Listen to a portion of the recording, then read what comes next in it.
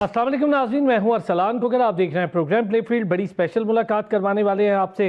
Women cricket का world cup अभी हालिया हुआ। पाकिस्तान की कारकर्दगी आपके सामने रही, भारत को भी आगे जाने का मौका नहीं मिला। ऑस्ट्रेलिया इंग्लैंड ने एक्सीलेंट परफॉर्मेंसेज दिखाई और फाइनल का हिस्सा बनी और उसके बाद एक तारीख रकम हुई। लेकिन आज ज़रा आपकी जिनसे मुलाकात करवाएंगे स्कॉटिश क्रिकेट यानी स्कॉटलैंड क्रिकेट की नेशनल क्रिकेटर हैं और पाकिस्तान के लिए सबसे ज़्यादा फ़ख्र की ये बात है कि वो पाकिस्तानी निजात हैं। एक्सीलेंट ऑलराउंडर हैं, बॉलिंग उनका खासा है, नामा शेख। और इससे पहले भी एक मुलाकात आपसे हो चुकी है। आज बड़ी अरसे के बाद हमने उन्हें ज़हमत दी और बहुत शुक्रगुजार हूँ कि एक इंटरनेशनल क्रिकेटर हमारे लिए वक्त निकालती हैं। आप सब उन्हें सुनना चाहते हैं। नामा शेख हमारे साथ मौजूद हैं। नामा, अस्सलाम वालेकुम। वालेकुम सलाम, thank you so much for having me. Thank you, आपका शुक्रिया। नाइमा, एक तो पहले बहुत मुबारक हो माशाल्लाह। अब आपके भाई भी अंडर 15 स्कॉटलैंड टीम का हिस्सा बन गए, बहन भाई दोनों इंटरनेशनल क्रिकेटर हो गए। तो इसका मतलब ये हुआ कि वालिदैन की मेहनत रंग ला रही है। जी बिल्कुल, अभी हम लोग इधर ही आए हुए हैं। तैमूर जो मेरा भाई है उसका गेम सपोर्ट करने, उसको देखने, और बहुत अच्छा लगता है क्योंकि मैंने भी स्कॉटलैंड अंडर 15 से ही शुरू किया था। तो अल्हम्दुलिल्लाह अब वो भी खेल रहा है, तो इंशाल्लाह वो भी आके जाके नेशनल टीम को रिप्रेजेंट करे। ज़बरदस्त, इंशाल्लाह। अच्छा ये बताएं नाइमा, आपकी शुरुआत हुई, हमने उस पर काफ़ी डिटेल पिछली बार बात हुई थी, लेकिन कुछ चीज़ें रह गई थी तो हमने सोचा कि ज़रा डिटेल बात करते हैं। नाइमा, डोमेस्टिक स्ट्रक्चर से सिलेक्शन स्पेशली वहाँ पर किस तरह होती है स्कॉटलैंड में, और डोमेस्टिक स्ट्रक्चर है क्या, कितने टूर्नामेंट्स होते हैं, उनकी क्या ट्रॉफीज़ हैं डोमेस्टिक में? तो जो वुमेन्स का जो सेटअप है स्कॉटलैंड में, वो हमारा डोमेस्टिकली ऐसे होता है कि हमारी क्लब क्रिकेट होती है ऑफ कोर्स, जिसके अंदर मेंस और वुमेन्स कंबाइंड होते हैं। तो जो लड़कियां हैं वो ज़्यादातर मेंस क्रिकेट में भी खेलती हैं, अपने स्टैट्स बनाने की कोशिश करती हैं। आपका एज ग्रुप होता है अंडर 12, अंडर 14, अंडर 16, फिर उसके बाद मेंस के फर्स्ट 11 होता है, सेकंड 11, थर्ड 11। तो उसके अंदर आप कंसिस्टेंटली स्टैट्स प्रोवाइड करें। फिर उसके बाद हमारा वुमेन्स प्रीमियर लीग एक बहुत बड़ा प्लेटफॉर्म है स्कॉटलैंड में, जिसके अंदर 7 to 8 टीम्स होती हैं और हम लोग 40 ओवर्स की गेम खेलते हैं और काफ़ी ज़्यादा हमें गेम्स इसके अंदर मिलती हैं। तो इसके अंदर मिक्सचर होता है हमारी स्कॉटलैंड प्लेयर्स का और जो रीजनल लेवल पे प्लेयर्स हैं उनका। तो इसके अंदर जो लड़कियां परफॉर्म करती हैं उसके बाद वो सिलेक्ट होती है रीजनल पाथवेज में। तो स्कॉटलैंड में 2 रीजनल पाथवेज हैं इस साल, जिसके अंदर हम लोग कहते हैं स्टॉर्मर्स और ईगल्स को। तो स्टॉर्मर्स को ईस्ट और वेस्ट साइड ऑफ स्कॉटलैंड लिया जाता है, और जो दूसरी टीम है उसके अंदर नॉर्थ साइड ली जाती है। तो उसके अंदर आपका अंडर 15 आती है स्टॉर्मर्स ईगल्स, फिर अंडर 18 आती है। लेकिन वो लड़कियां सिलेक्ट होती हैं वुमेन्स प्रीमियर लीग से। फिर जो लड़कियां उसके अंदर परफॉर्म करती हैं फिर वो स्कॉटलैंड ए के लिए सिलेक्ट होती हैं। फिर स्कॉटलैंड ए के लिए सिलेक्ट होने के बाद ऑब्वियसली जिस तरह इस साल हमें टूर मिले थे स्कॉटलैंड ए के, हम लोग ने खेला था डरहम एकेडमी के खिलाफ, और अल्हम्दुलिल्लाह मैं स्कॉटलैंड ए की कैप्टन थी इस साल। तो बहुत अच्छा हमारी टीम ने किया, हम सारी गेम्स जीते भी। फिर उसके बाद ऑब्वियसली आप नेशनल टीम के लिए क्वालिफाई करते हैं, लेकिन हमें टूर्नामेंट्स भी काफ़ी मिलते हैं। जिस तरह हमारी एक सुपर सीरीज, एक बहुत बड़ी लीग सीरीज होती है स्कॉटलैंड में, जिसके अंदर आपके पांचवे लड़कियां पांचवे जो स्कॉटलैंड अंडर 19 का वर्ल्ड कप खेलना चाहती हैं या खेल रही हैं, नेशनल टीम की लड़कियां जिन्हें डोमेस्टिकली बहुत अच्छा किया है, तो वो उस पाथवे के अंदर, उस टूर्नामेंट के अंदर खेलती हैं। और उसके अंदर ज्यादातर आप कंसिस्टेंटली कुछ साल परफॉर्म करें तो फिर जरूर आपको स्कॉटलैंड ए में चांस मिलता है और फिर नेशनल टीम में भी। अच्छा, बड़ा अच्छा आपने हमें एक स्ट्रक्चर बताया। यहाँ पर इसकी बड़ी कमी है इस तरह के स्ट्रक्चर की, और अभी पाकिस्तान वुमेन टीम भी वहाँ आई। ऑब्वियस है, मैं पाकिस्तान डोमेस्टिक पर आपसे उस तरह डिटेल तो बात नहीं करूँगा, लेकिन आपकी डोमेस्टिक पर करूँगा लाजमी, और फिर पाकिस्तान की इंटरनेशनल टीम की परफॉर्मेंसेस पर करूँगा। अच्छा, आपने हमें एक डोमेस्टिक का बड़ा अच्छा स्ट्रक्चर बताया, आपने काफ़ी सारी उसके मुख्तलिफ टूर्नामेंट्स बताए। ये बताएं कि T20 को लेकर, वनडेयर्स को लेकर और लॉन्ग फॉर्मेट को लेकर क्या वहाँ पे डिफरेंट कैटेगरीज में जो स्कॉटलैंड क्रिकेट बोर्ड है वो वुमेन के लिए मुख्तलिफ मौके क्रिएट कर रहा है? हाँ जी, तो हमारी जो विंटर ट्रेनिंग्स हो रही थी leading up to the world cup, हमारा ऑब्वियसली वर्ल्ड कप T20 का था। तो हम लोग जब इंडोर फॉर एग्जांपल ट्रेनिंग्स करते थे तो हम लोग मैच बेस्ड सिनेरियोज करते थे T20s को स्पेसिफिकली लेके। तो जो हमारे ओपनर बैटर्स हैं, ओपनिंग बैटर्स हैं, वो बस पावर प्ले में कैसे बैटिंग करनी है, फिर उसके बाद ग्रेजुअली मिडिल ओवर्स में और फिर डेथ ओवर्स में। तो हर प्लेयर को स्पेसिफिक सिनेरियो मिलता था जिसके अंदर उसने परफॉर्म करना है, ताकि वो रेगुलरली उस चीज़ का फॉर एग्जांपल प्रेशर या हैंडल कर पाए। फिर उसके बाद हमारी काफ़ी ट्रेनिंग गेम्स भी हमारे कोचेस ने प्रिपेयर की थी बिफोर द वर्ल्ड कप, क्योंकि T20 का वर्ल्ड कप था। फिर हम लोगों ने जितनी भी गेम्स खेली हैं प्री सीजन वो हमारी T20 की ही थी। और अगर आप बात कर लें पिछले वर्ल्ड कप की, वो ODI वर्ल्ड कप था, तो हम लोग ऑब्वियसली क्वालिफायर्स खेलने पाकिस्तान ही आए थे। तो उससे पहले हम लोगों को सीरीज नेदरलैंड्स और थाईलैंड के खिलाफ मिली थी ODI की। तो स्कॉटलैंड बोर्ड इसके हिसाब से बहुत अच्छा करता है कि हमें जब T20 की कोई होता है तो हम लोग T20 की बहुत प्रेपरेशन करते हैं, सीरीज करते हैं, ट्रेनिंग्स करते हैं, मैच बेस्ड सिनेरियोज हमें मिलते हैं, वाइस वर्सा और ODI के साथ भी। अच्छा, अब चलें, वर्ल्ड कप का आपने जिक्र कर दिया। इस बार बड़ा टफ रहा वर्ल्ड कप, और वर्ल्ड कप का जो पूल भी था आपका, जिसके अंदर इंग्लैंड खुद भी थी और न्यूजीलैंड, वेस्ट इंडीज, श्रीलंका, तो काफ़ी टफ पूल था। क्या आप समझती हैं उस पूल को लेकर? बिल्कुल, हमारी पहली गेम तो आयरलैंड के खिलाफ थी और हम लोग बहुत अच्छा कन्विंसिंगली वो गेम जीते। हमारी कैप्टन ने खुद इतना अच्छा परफॉर्म किया। हमारी जो दूसरी गेम थी हमारी वेस्ट इंडीज के खिलाफ थी, जो आई पर्सनली थिंक हमें जीतनी चाहिए थी। इतना करीब लेके आके लूज करना थोड़ा सा डिसअपॉइंटिंग था। हमारी एक ही बैटर ने स्कोर किया, डार्सी कार्टर, और वो माशाल्लाह हमारे टॉप 5 रन स्कोरर में थी पूरे वर्ल्ड कप में। She played phenomenally. तो वो हमें गेम जीतनी चाहिए थी इन माय ओपिनियन, लेकिन ऑब्वियसली वेस्ट इंडीज के अंदर इतनी एक्सपीरियंस टीम है, इवन स्कॉटलैंड में बहुत एक्सपीरियंस्ड है, लेकिन they just played better that day. और फिर ऑब्वियसली इंग्लैंड को पर्सनली बस 38 रन से हराना बहुत बड़ी बात थी, स्पेशली कि इंग्लैंड बहुत बड़ी साइड है और इंग्लैंड को बहुत ज्यादा अपॉर्चुनिटीज मिलती हैं कंपेयर टू स्कॉटलैंड। हमें इतने ज्यादा टूर्स नहीं मिलते जितने इंग्लैंड को मिलते हैं, और 38 रन से हारना, आई थिंक हम लोग काफी क्लोज लेके आए, और अगर हमारी थोड़ी सी ओपनर्स थोड़ा सा और कर लेती तो आई थिंक ये गेम काफी क्लोज हो सकती थी। अच्छा, इंग्लैंड लेकिन वाले ऑल मैच पे क्रेडिट। मैं आपसे बहुत अच्छा किया आपने इसका जिक्र कर दिया कि क्लोज मैच 38 तक गए।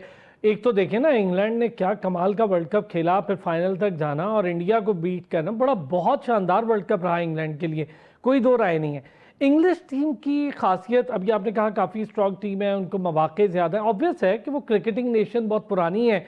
स्कॉटलैंड ज़रा उनसे कम पुरानी क्रिकेटिंग नेशन है। तो अगर मैं कंपैरिजन करूं एक एक खिलाड़ी का आपके लेके, ओपनर्स को अगर इंग्लैंड के ओपनर्स के साथ देखें तो क्या कैपेसिटी लगती है आपको अपने ओपनर्स की और इंग्लैंड के ओपनर्स की? फिर मिडिल ऑर्डर में आपको लगता है कि कुछ थोड़ा सा काम, मेरा ये ज़ाती सा ख्याल है कि मिडिल ऑर्डर जो बॉटम मिडिल ऑर्डर है उस पर जब प्रेशर पड़ता है तो उस पर काम करने की थोड़ी सी ज़रूरत है स्कॉटलैंड को, बड़ा आई थिंक। नहीं, डेफिनेटली आप बिल्कुल सही कह रहे हैं। हमारी जो काफी स्कॉटलैंड की प्लेयर्स हैं वो एक्चुअली में काउंटी क्रिकेट खेलती हैं डाउन इन इंग्लैंड, तो वो काफी ज्यादा प्लेयर्स को जानती हैं। तो फॉर एग्जांपल जब इंग्लैंड की गेम थी तो काफी लड़कियां हमारी जानती थी कि उनकी क्या वीकनेसेस है, strengths, and vice versa England की भी प्लेयर्स जानती थी। अगर आप बात करें इंग्लैंड की ओपनिंग की, for example Danny white Horde, she was the highest run scorer पूरे वर्ल्ड कप में। She scored 300 plus runs. और हमारी जो ओपनर्स थी Darcy quarter and Catherine Fraser. Darcy हमारे लिए रफली 1-2 ईयर्स से ओपन करी, और ऑब्वियसली फ्रेजर का ये सेकंड टूर्नामेंट था जिसमें वो ओपन करी, तो वो इतनी एक्सपीरियंस्ड यू कैन से नहीं है ओपनिंग में, लेकिन डैनी व्हाइट हॉर्स तो काफी सालों से करी है। तो आई थिंक एक्सपीरियंस की भी बात काफी आती है, स्पेशली वर्ल्ड कप में ओपन करना। और ऑब्वियसली कैथरीन फ्रेजर, हमने देखा कि उसकी ये जॉब स्कॉटलैंड कोचेस की तरफ से ये थी कि उसने जाके अटैक करना है पावर प्ले को, वेराज जो डार्सी कार्टर थी उसने मोर स्टेबल द शिप करनी है, थोड़ा सा रन्स को टेक ऑन करना है। लेकिन दूसरी एंड से जो इंग्लैंड की है डैनी व्हाइट हॉर्ज, आपकी एग्रेसिव भी खेलती है लेकिन वो रिस्क भी लेती है, लेकिन क्योंकि उसको इतना एक्सपीरियंस है, उसको पता है कि कब रिस्क लेना है और कौन सा बेस्ट बॉलर है जिसको मैं टारगेट कर सकती हूँ। तो उन लोगों ने भी अपनी चेंजेस की थी ओपनर्स के साथ। सुफिया डंकली एक टाइम पे खेली उनके लिए और उन्होंने भी अच्छा परफॉर्म किया। तो आई थिंक ओपनिंग में डेफिनेटली, और जिस तरह आपने बात की लोअर मिडिल ऑर्डर, वो बहुत इंपॉर्टेंट है। जिस तरह इंग्लैंड की फ्रेया कैंप, वो तो ऑलराउंडर ही बहुत अच्छी है। उन्हें एंड में आके पता नहीं 13 14 बॉलों पे जाके स्कॉटलैंड के खिलाफ कर दिया। और वो जो डैनी गिब्सन है उन्हें 30 कर दिया 11 बॉल्स पे। अच्छा, वो बड़ा टर्निंग पॉइंट साबित हुआ। हाँ जी, वो हम लोग आई थिंक उधर ही मैच हार गए क्योंकि हमने उनको काफी अच्छी तरह कंटेन कर लिया था। अच्छा, अर्ली एक छोटा सा विकेट्स ले ब्रेक ली थी लेना है, हमने। माजरत, एक नामा, एक छोटा सा ब्रेक लेना है। ब्रेक से आते हैं, नामा शेख हमारे साथ मौजूद है, स्कॉटलैंड की शानदार क्रिकेटर हैं, पाकिस्तानी निजात हैं। बहुत डिटेल बात ज़रा अब हम पाकिस्तान क्रिकेट को भी लेके जो परफॉर्मेंसेज रही हैं उसको लेकर भी, और बाकी टीम की परफॉर्मेंसेज को भी रिव्यू करते हैं। नामा शेख हमारे साथ मौजूद है। नामा, बड़ी डिटेल डिस्कशन, थोड़ा सा लोअर मिडिल ऑर्डर, ये हमारा भी प्रॉब्लम है। आपने पाकिस्तान टीम के मैचेस भी देखे, ऑब्वियस है कि आप जब क्रिकेटर होते हैं तो सब कुछ देखना ही पड़ता है, आपको इंटरनेशनल हो तो हर चीज़ पे नज़र रखनी पड़ती है।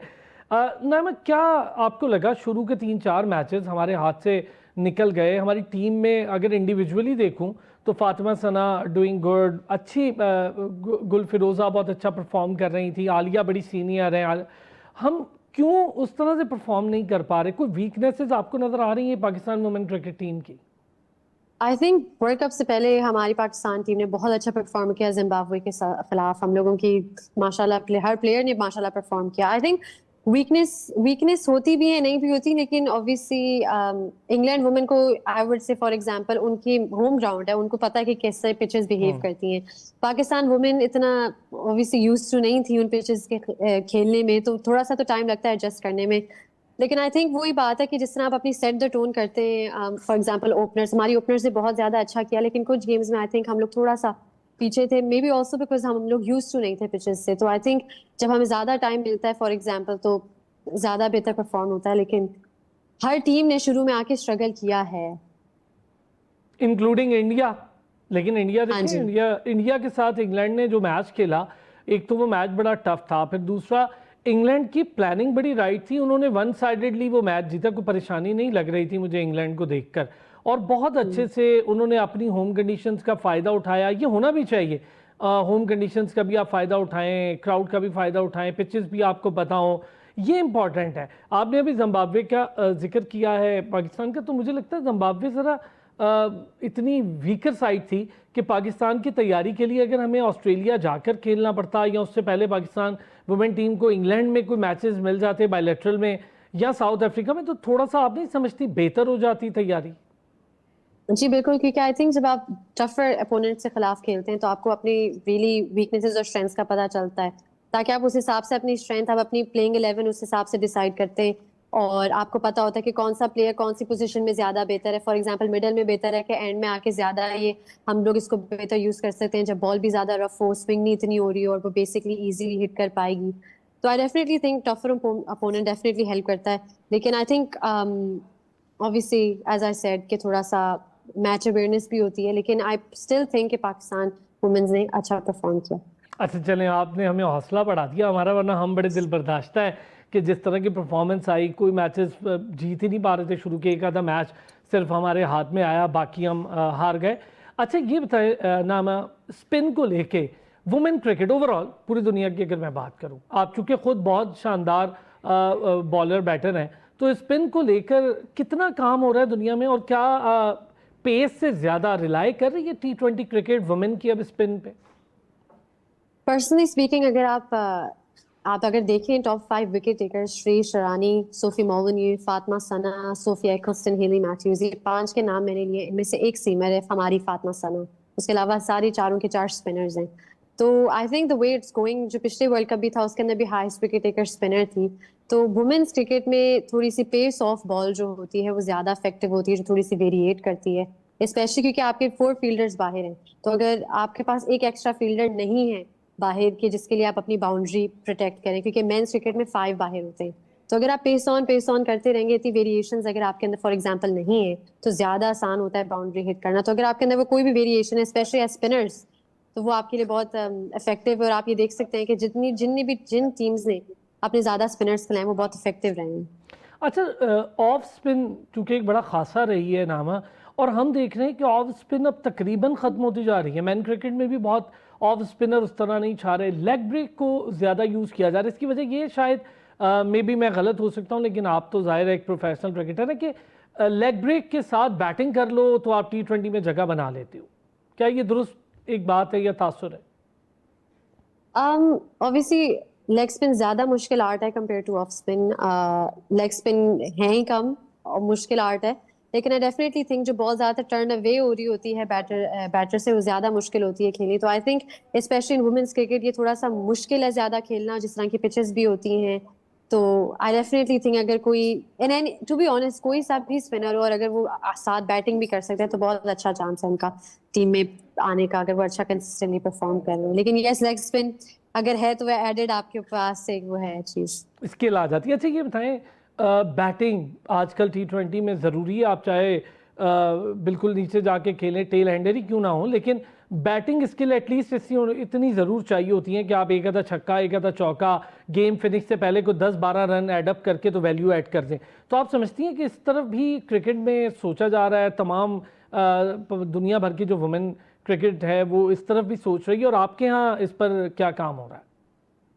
जी डेफिनेटली आई थिंक ये बहुत इंपॉर्टेंट है। जिस तरह आप ऑस्ट्रेलिया वर्ल्ड कप जीता है, आप ऑस्ट्रेलिया की जो टीम थी काफी ज्यादा उनके स्पिनर्स आप खिलाई हैं, जॉर्ज अवेरम, सोफी मोलिन्यू, आपकी वो अलाना किंग जो इतनी अच्छी लेग स्पिनर है वो Yes. बेंच पे थी। काफी ज्यादा उन्हें स्पिनर्स खिलाई हैं और इफेक्टिव रही हैं, लेकिन वो स्पिनर्स खिलाई हैं लेकिन वो स्पिनर्स बैटिंग भी बहुत शानदार कर सकती हैं। जॉर्जिया बेरम आके ऐसे मारेगी, वो बहुत अच्छा खेलती है, तो आई थिंक बैटिंग बहुत इंपॉर्टेंट है।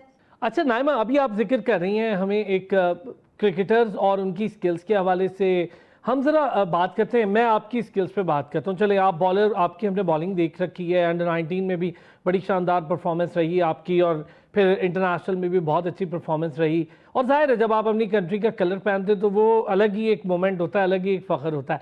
ये बताएं, फील्डिंग और बैटिंग स्किल पे आप खुद किस तरह काम कर रही हैं? क्या कोई ख़ास प्रैक्टिसेस हैं जिस पर आप काम कर रही हैं, क्योंकि फील्डिंग भी एक बहुत इंपॉर्टेंट एलिमेंट है मॉडर्न डे क्रिकेट का। जी जी बिल्कुल, बहुत काम कर रही हूँ। ऑब्वियसली हमारा जो क्रिकेट स्कॉटलैंड है उन्हें हम लोगों ने स्पेशलिस्ट एक फील्डिंग कोच हायर किया हुआ है, तो वो कंसिस्टेंटली हम सबके साथ फील्डिंग के ऊपर काम करते हैं। स्पेसिफिकली जब मैं खुद अपनी क्लब की ट्रेनिंग कर रही होती हूँ, यहाँ पर खुद जाती हूँ, तो मैं सबसे पहले फील्डिंग से ही शुरू करती हूँ। और जो बैटिंग की बात आई, बैटिंग बहुत इंपॉर्टेंट है, specially allrounders in modern cricket बहुत ज्यादा इंपॉर्टेंट है। मैं खुद पिछले 5-6 सालों से अपने रीजन में हाईएस्ट विकेट टेकर और हाईएस्ट रन स्कोरर रह चुकी हूँ।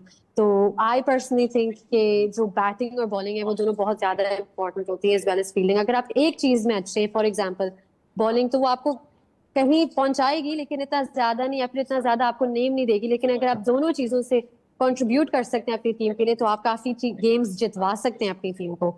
तो इवन अगर हम लोग स्कॉटलैंड की टीम की बात करें, तो हमारी जो डेप्थ है नंबर 11 तक, क्योंकि सारी लड़कियों तो काफी प्रैक्टिस मिलती है बैटिंग में, लेकिन फॉर एग्जांपल माई सेल्फ, मैं खुद middle to lower order batter जब हूँ, मैं ऑलराउंडर हूँ, तो मैं खुद अपने रीजन में इतनी ज्यादा परफॉर्मेंसेज मैंने बैटिंग से दी है कि जब मैं अगर नेशनल टीम में मुझे चांस मिले तो बहुत कॉन्फिडेंटली जाके बैटिंग करूंगी। अच्छा ये बताएं नाइमा, पाकिस्तान टीम में हमारी फील्डिंग हमेशा मसला रही है, लड़कों की भी और वुमेन टीम के लिए भी। तो समझती हैं कि अब ये दौर आ गया है कि अब आपको किसी एक चीज़ पर रिलाई नहीं करना। अच्छा, कुछ ऐसी चीज़ें जो आप सजेस्ट कर सकें कि हमारी क्रिकेट में बेहतर होने वाली हैं? अभी आपने हालिया टीम्स को देखा ही है खेलते, तो कहीं प्रॉब्लम प्लानिंग का है या हम प्रेशर हैंडल नहीं कर पा रहे हैं? इंडिया के खिलाफ एक ख़ास प्रेशर ले लेते हैं, ख़ास तौर पे ऐसे मैच की मैं बात करूं। अगर सारी लड़कियां इंडिविजुअली देखें तो अच्छी परफॉर्मर है, लेकिन कलेक्टिवली अगर एक टीम के तौर पे देखें, वहां हमें प्रॉब्लम आ रही है। आई थिंक पाकिस्तान और इंडिया की गेम होती ही बहुत वो कंपेटिटिव गेम है, लेकिन आई थिंक जितनी बड़ी गेम होती है उतना ज्यादा मजा आता है, क्योंकि पर्सनली मैं बेस्ट परफॉर्म करती हूँ जब मैं प्रेशर के अंडर खेलती हूँ, क्योंकि मुझे मजा आता है कि अब प्रेशर है, अब मैं परफॉर्म इंशाल्लाह करूंगी। तो आई थिंक रादर देन किसको एज अ चैलेंज लें, आप ये करें कि हाँ ये चैलेंज है, मैं इसके अंदर परफॉर्म करूंगी। तो आई गेस इसके अंदर मेंटली भी काफी गेम है क्रिकेट, काफी आधी मेंटल गेम है और आधा एक्चुअली में स्किल बेस्ड गेम है। तो वही बात है कि अपने ऊपर भरोसा रखें। लेकिन फील्डिंग आपने देखी है कि वुमेन्स वर्ल्ड कप में काफी पिछले वर्ल्ड कप से तो काफी इंप्रूवमेंट थी, लेकिन फिर भी काफी लैक की है काफी टीमों में। तो जिसने ऑस्ट्रेलिया ऑस्ट्रेलिया बाय फार उनकी फील्डिंग सबसे बेस्ट थी पूरे टूर्नामेंट में, नो वंडर व्हाई वो वर्ल्ड कप भी जीते। तो कैचेस विन मैचेस तो आई थिंक सारी टीमों ने even in fielding is a big asset कि जिसके ऊपर इन लोगों को काम करना पड़ेगा, इवन हमारी टीम को, सारी टीमों को। और ऑब्वियसली मेंटली इज वेल कि चाहे इंडिया कोई बात नहीं, हम खुद बहुत अच्छे हैं, हम लोग बस अपनी गेम खेलें और जरूर अच्छा करेंगे। जबरदस्त। लास्ट में नाइमा कुछ कहना चाहे, आपके फेवरेट प्लेयर बाबर आजम दोबारा कैप्टन बन गए, इस हवाले से भी कुछ कहना चाहें, और लास्ट में कुछ मैसेज। मैं तो बहुत खुश हूँ बाबर आजम कैप्टन बने। ऑब्वियसली जो प्रीवियस कैप्टन थे वो भी बहुत अच्छे कैप्टन थे, ऑब्वियसली वो एसेट थे पाकिस्तान मेंस की टीम के। और Babar Azam himself is a name, और वो बहुत ज्यादा अच्छा क्रिकेटर हैं, और अब वो कैप्टनसी कर रहे हैं, तो very excited to see him back in his captaincy era. तो बस ये है। और कुछ यही कहना चाहूंगी कि डर के आगे जीत है, हार ना माने, बस कीप वर्किंग हार्ड, और इंशाल्लाह एक दिन जो भी कोई भी फील्ड है आप मेहनत करते हैं, आप जरूर कहीं पहुंचेंगे। Thank you so much Naama Shaikh, thank you so much. Scotland की इंटरनेशनल शानदार क्रिकेटर हमारे साथ मौजूद थी, बड़ी डिटेल डिस्कशन हुई उनसे। एक ब्रेक की तरफ जाना है, ब्रेक से वापस आएंगे। वर्ल्ड कप के दोनों सेमीफाइनल हो गए, अब है फाइनल इतवार के रोज, उस पर करेंगे थोड़ी सी बात। जी, नामा शेख हमारे साथ मौजूद थी, स्कॉटलैंड की बड़ी शानदार क्रिकेटर। पाकिस्तान के लिए भी बड़े फख्र की बात है कि एक पाकिस्तानी निजात स्कॉटलैंड की नेशनल टीम का हिस्सा है। वहाँ पे उनका जो सबसे तगड़ा रीजन, उसके कैप्टन भी हैं और नेशनल टीम का हिस्सा भी है, तो वो हमारे साथ मौजूद थी। अब हम बात करेंगे फुटबॉल वर्ल्ड कप को लेकर। सेमीफाइनल हुआ अर्जेंटीना और इंग्लैंड का। इंग्लैंड के साथ बहुत ज़्यादा पूरी दुनिया की ख्वाहिश थी कि इंग्लैंड जीते, लेकिन मैं कहता हूँ अर्जेंटीना ने आखिर के 5 मिनट में जो कमाल किया है, इसको कहते हैं असल रंग दिखाना। जैसे बुरा हो जाता है ये बात कहना कि जी गिरगिट की तरह रंग, वो अपना रंग तब दिखाते हैं जब प्रेशर बिल्कुल पीक पर होता है। 100% मैसी को क्रेडिट जाता है। दोनों गोल उसने कमाल करवाए, एक उसने कॉर्नर से खींचा गोल को, और पहले उसने 2 कॉर्नर मार के देखे, गोल नहीं हुआ, तीसरे कॉर्नर पे उसने पासिंग के साथ गोल करवाया। और मैं उन प्लेयर्स को भी फुली क्रेडिट दूंगा, दोनों खिलाड़ियों ने कैपिटलाइज किया उस मौके को। तो नूरिश खान हमारे साथ मौजूद हैं, उन्हीं से ज्यादा बात करेंगे। नूरिश, एक और हम लोग बहुत सारे इंग्लैंड को जितवाना, मैं खुद भी चाहता था इंग्लैंड अच्छा खेले, लेकिन क्या बात है अर्जेंटीन की, और फुली क्रेडिट है, खूबसूरत खेल खेला। पहले तो मुझे लग रहा था अर्जेंटीन सिर्फ मारेगी आज इंग्लैंड को, लेकिन आखिर में जो उन्होंने 80 मिनट के बाद का खेल, तो टोटल उन्होंने इंग्लैंड को कहीं का नहीं छोड़ा। सबसे पहले thank you so much for having me इस्लान भाई। दूसरा, आपने अभी बात की ना अपने मोनोलॉग में एक के पूरा क्रेडिट जाता है मेसी को। स्लाइटली थोड़ा सा मैं डिसएग्री करना चाहूंगी, क्रेडिट इंग्लैंड को भी जाता है कि उन्होंने बड़ी ही खूबसूरती से अपने हाथ से जीता हुआ मैच हरवा दिया। It was never England versus Argentina, it was always England versus England. पहले गोल के बाद जिस तरीके से उनको जो मोमेंटम मिला था, जरूरत ही नहीं थी इतनी जल्दी इतना डिफेंसिव होने की और इतना अल्ट्रा डिफेंसिव होने की। और मैंने यही बात कही थी ये अर्जेंटीना के लिए भी, पहले जब अर्जेंटीना ने केपे वर्डे के साथ ये किया था, तो इनके लिए भी ये चीज होनी भी अभी घाटी साबित हुई थी, बैकफायर हुआ था कि उन्होंने बहुत ज्यादा अल्ट्रा डिफेंसिव हो गए थे, तो वो उनके लिए इतना सूझबूझ साबित नहीं हुआ। यही चीज कल इंग्लैंड ने भी अपने साथ किया, और कल तो कोई रीजन भी नहीं था, मतलब अच्छा खासा गेम में थे पहले गोल के बाद। तो आई थिंक इसका क्रेडिट इंग्लैंड को भी जाता है कि उन्होंने अपने बाउंड्री खुद ही कुल्हाड़ा मार के जो जिस तरीके से क्लोजिंग किया, क्योंकि जब आप अपनी सेंट्रल स्पेस को इतना ज्यादा चोक कर देते हो, तो जाहिर बात है मेसी ऐसा प्लेयर तो उसको कैपिटलाइज करेगा। तो आपने बहुत जल्दी अपना जो है ना वो एक कार पार्क कर दी थी इंग्लैंड ने, और ट्यूशल को उस पर ब्लेम तो नहीं, ब्लेम तो बहुत बड़ा वर्ड हो जाएगा, लेकिन रिस्पॉन्सिबिलिटी जरूर बनती है, क्योंकि फुटबॉल एक ऐसा गेम है, अनलाइक क्रिकेट प्लेयर्स से ज्यादा टीम मैनेजर पे डिपेंड करता है स्ट्रेटजीज की वजह से। तो I think call it was England versus England. अच्छा, एक और चीज बताइए नूरिश, ये मार्कस रैशफोर्ड सब्स्टिट्यूट के तौर पे क्यों आए? उनको तो गेम में होना चाहिए था। यही देखिए, अब यही कुछ तो चीजें हैं कि ये अब इस तरीके की, जैसे मैंने फ्रांस के हवाले से भी कि फ्रांस इंग्लैंड ने मुझे बहुत डिसअपॉइंट किया लास्ट गेम्स में, और इंग्लैंड पूरा वर्ल्ड कप आप साइड पे रख के, कल की मैं बात करूं फ्रांस के साथ भी, कल भी हमने आपके शो पर बहुत डिटेल डिस्कशन की कि उन्होंने सब्स्टिट्यूट्स के साथ जो है बहुत ही अजीब सी उन्होंने मतलब अपनी सब्स्टिट्यूशंस की स्ट्रेटजी की, कल इंग्लैंड ने भी ये किया।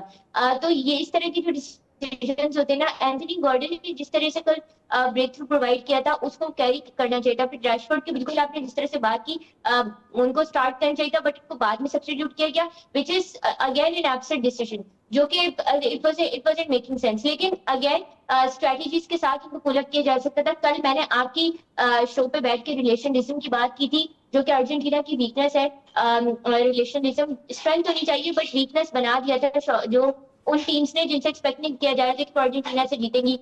उसके बावजूद जो है जिस तरीके से क्लोज गेम्स लेके आए, केपे वर्डे, इजिप्ट जैसी टीम जो क्लोज गेम्स लेके गई, उन्होंने इस पे इंडेक्स किया। पर कल इंग्लैंड बिल्कुल ऐसे लग रहे थे अपना होमवर्क ही नहीं किया हुआ, और बिल्कुल जो है ना उस पे इंडेक्स नहीं कर पाए। रिलेशनलिज्म एक बहुत ही साइंटिफिक सी लॉ है जिसको समझना बहुत जरूरी होता है, क्योंकि जब तक आप फुटबॉल के अंदर स्पेशली स्पोर्ट्स साइंस को नहीं समझेंगे, आप अपने ओपोनेंट के बारे में होमवर्क नहीं करके आएंगे, तब तक आप एक्सपेक्ट नहीं कर सकते कि आप सेमीफाइनल्स और क्वार्टर फाइनल्स जैसे बड़े मरहले अबूर कर सकते हैं। अच्छा, कल उन्होंने जो एक काम नॉर्वे के साथ किया था, मैक्सिको के साथ किया था, वो कल नहीं कर पाए।